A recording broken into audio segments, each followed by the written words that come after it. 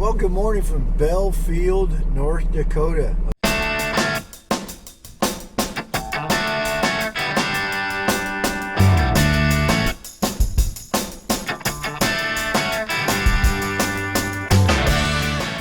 little campground. It's a Trapper Inn, and it's a restaurant stuff. They have a big or not big, they have a small campground in the back. Typical out west, little red brick looking stuff that's all chewed up and some grass. Full hookups, we're good. And we had a salad from up at the restaurant, wasn't too bad. And we got to see a national park. We went to Roosevelt National Park, both north and south, and that be coming up. Well, you've probably already seen it before you see this, but who knows. Anyway, we're getting ready to get out of here and head toward Glacier. It really stormed last night, and it's getting ready to storm again, so we're going to try and punch through it. It's coming from the west, going kind of northeast, so we're going to see if we can punch through it and get through it real quick without getting any damage, and head on up to Highway 2 and out to Glacier. So Shirley's in the back getting ready. We're trying to get out of here real quick. We have a little fuel and we're gone. So down the road we go to Glacier National Park. As we left the gas station in front of the campground, we headed towards 94 West and noticed how black the sky was. Did not look good for storms. They're supposed to be heading northeast, which it looked like they were. So we were hoping we were going to be able to skirt off to the south of it. So we're not sure. So here goes. Come along for the ride. It might get interesting. Turn left on I-94 West. Kind of going that way. So. This is going to be a little bit of a complicated ride. We're going to take I-94 West to State Road 16 North, and then after a while we'll go on 68 North, and then turn on to 85 North, and then eventually we'll turn left onto State Road 2 West, which will take us towards Glacier and the east entrance.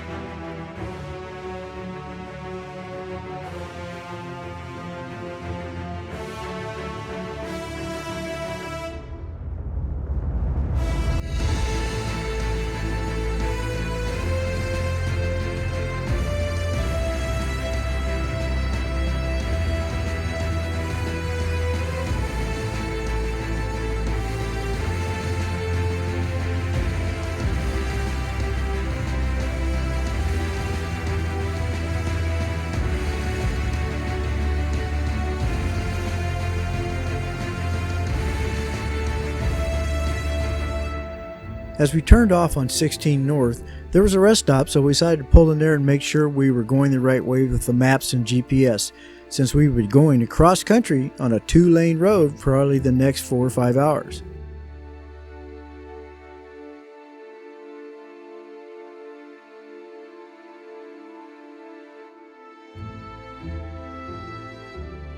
Now we're going to take you for a ride on a 2-lane highway through the backwoods of North Dakota and Montana. So come along for the ride and enjoy the scenery. We're just going to turn the camera on and not even speed it up. Hope you enjoy it.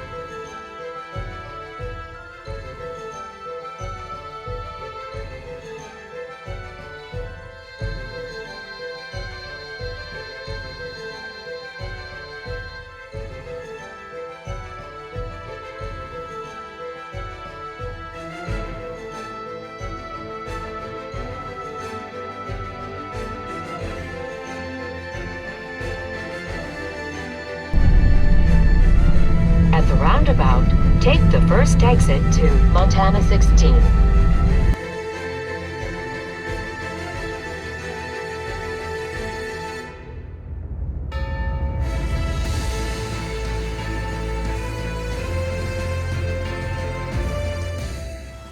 I don't know who thought up of these traffic circles. I guess they're somewhere in Europe, and that's probably where they ought to stay. To me, they're confusing. They're small. They're hard to get around if you're in a big motorhome. I know, I've tried it.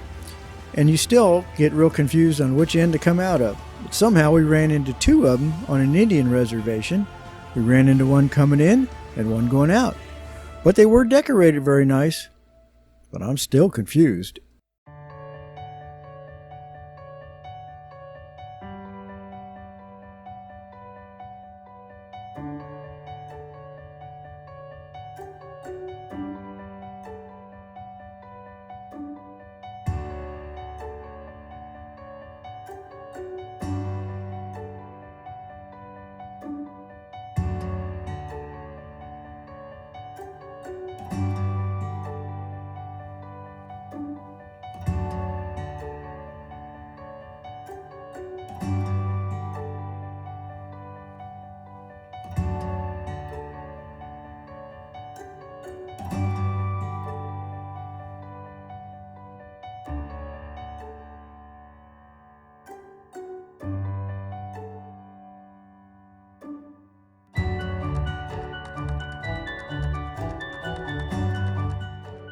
When we arrived in Glasgow, Montana, we were getting a little tired and were thinking about trying to find a place to stay for the night.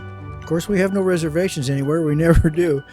We stopped, got some groceries, got some ice, and found out that there was a huge lake outside of town and that there was a campground called the West End Trailer and Tent Camping. And it's a COE. So we took a ride out there and found out that the only spot that was open was down in a little peninsula-like, and it happened to be the only spot that was level. So we got on recreation.gov, found the site was open, clicked on it, got it for a night, pulled right in.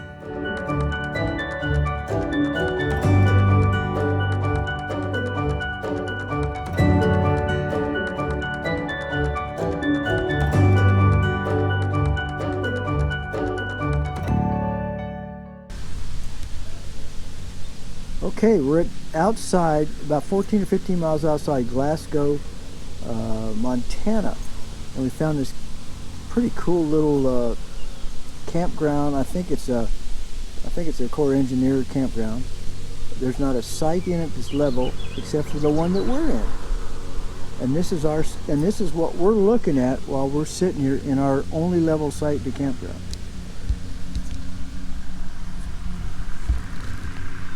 I think we like this site.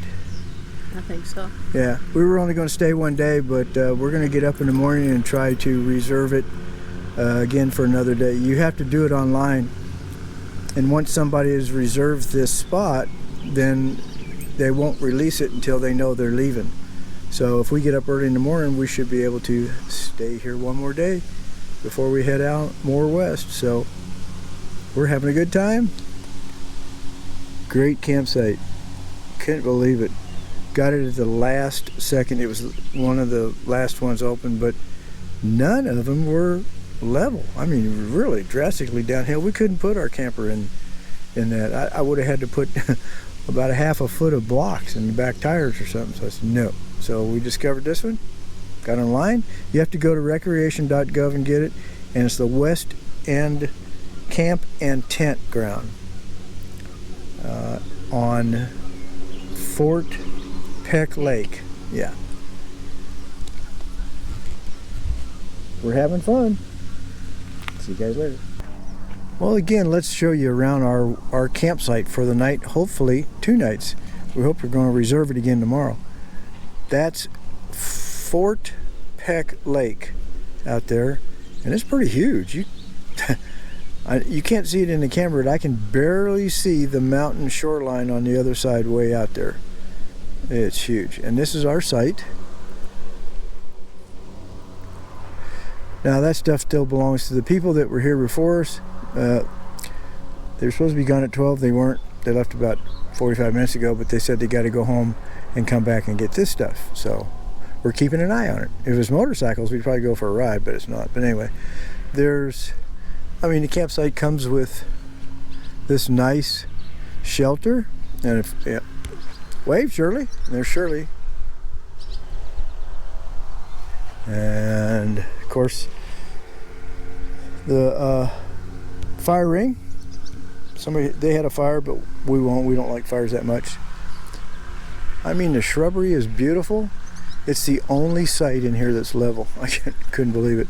Although it's pretty well downhill coming in. But there's Shirley's she shed with Shirley sitting there enjoying the afternoon. We finally found a campsite that was worth staying more than one day. So, well, good morning. We snagged another night at this campground outside of Glasgow, Montana, on a lake. Not sure the name of the lake, but this is the West End trailer and camper campground. So, pretty cool, small, really nice. We've got the best spot. We're looking out over the lake, man. So we decided, let's stay another day. So what we're going to do now, we've heard this is the third largest lake, man-made lake in the world. So the dam is like 7 miles long and it's earth-filled. So we're going to drive across that. There's supposed to be an interpretive center where they, I guess, interpret what we think we should know. And they're supposed to have a T-Rex in there too, I think. Yeah. So we're just going to check out the area and bring you along for the ride as down the road we go.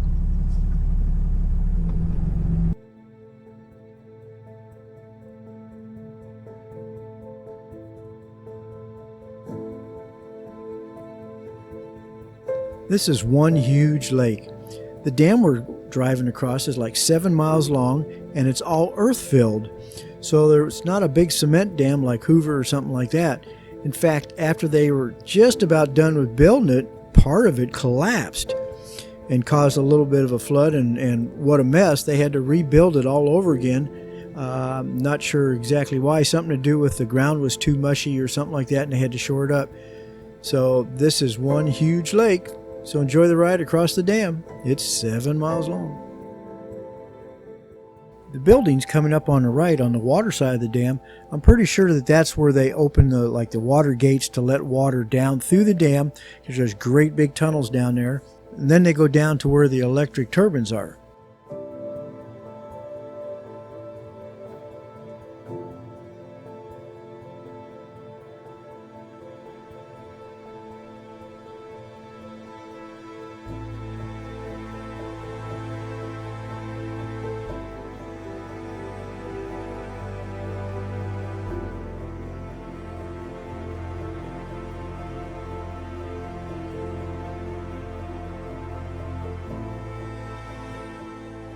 So this is the Lewis and Clark Missouri River country. So this must be the Missouri that fills up this lake. Is that correct, Shirley?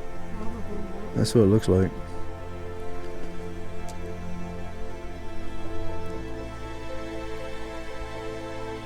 This lake is huge. The people we were talking to last night said that they go out in their boat 20 miles from shore to get the kind of fish that they are after. I think they're after walleye? Something like that, yeah. So that is a earthen dam, and it's like 7 miles across that thing. Okay, just to show you the expanse of this, I'm going to take you from the west horizon to the east. Now, the sun's a little low, so we're going to get some flares, but I'm trying to keep it down. So this is the west, looking west.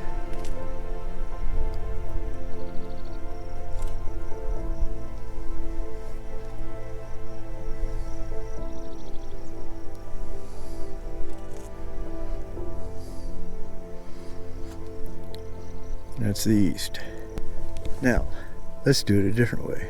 Okay, I'm going to show you the expanse of this lake. Now, that's the west, and we'll be going around to the east.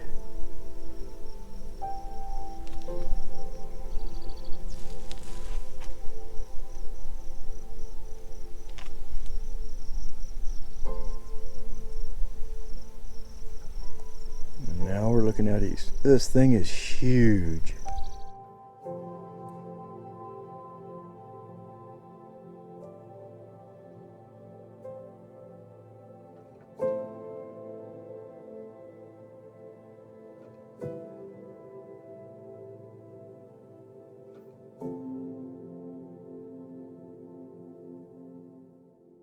The large buildings down here on the right are where the generators are housed, and the water flows down through those great big tunnels underneath the dam and go through a turbine which turns the big generators and creates a lot of electricity.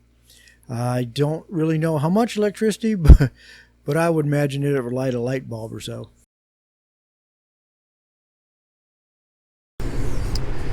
Okay, this is the interpretive center here at what was it? Fort Peck Dam. There's a big lake in back. That's where we've been staying. So this is right down from the dam, so we're going to take a look at it. I can see already they have a T-Rex in here. Look at the head on this thing. That thing's huge. This is a cast of a head. This is the cast of a T-Rex shell. It was discovered by local rancher Kathy Winkle. Huh. It was discovered by a local farmer or rancher. Yeah. We see those guys on TV. Yeah. That's amazing. Look at the dredge. That is definitely our most personable, that she really likes to hang out in that bubble and stare at us. It can be kind of unnerving sometimes. That's wild. This place is neat. I wish we'd see some more wildlife, but oh, there he is. He likes to hang out there. There's a good display of what animals are in the area. Rainbow buffalo. Wow. Yeah. See where they get Yeah. Ooh, diorama. Those are mean little things. Oh, they have rattlesnakes. They definitely have prairie dogs. Yep.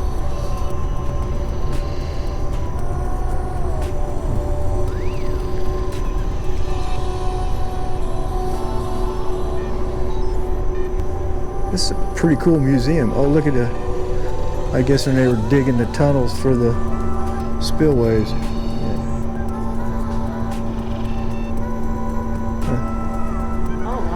Yeah, that one. Oh, is that a live beehive? Yeah.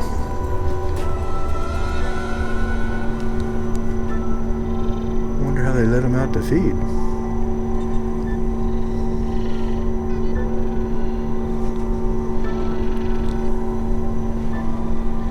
It's a live beehive. Look at them in there.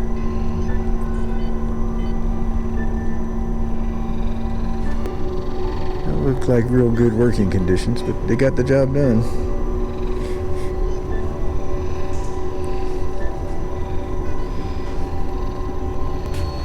Wow. Well, that is cool.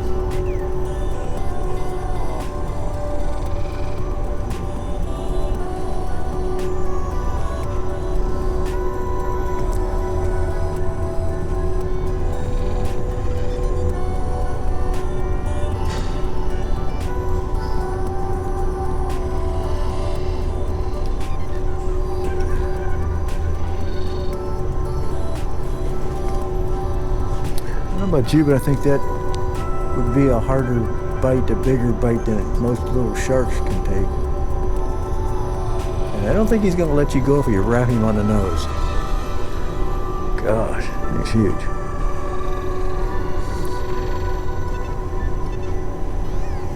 Huh. That's one of his feet and the head.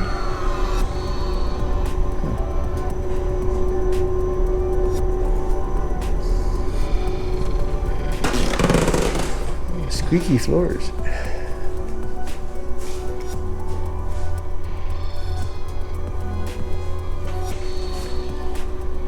What about the old Fort Peck trading post? Lewis and Clark came through here. old guns.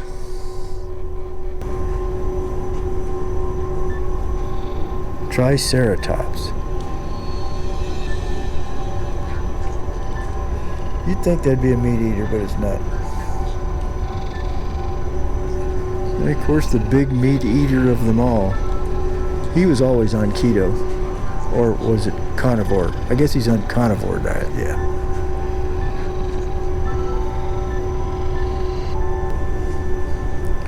There's just a, must be like a cast of a head.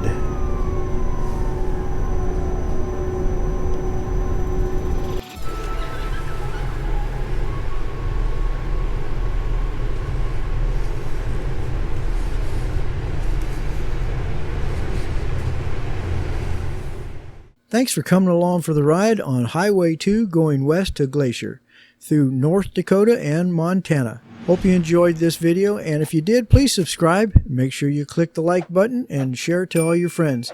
Thanks for coming along as down the road we go.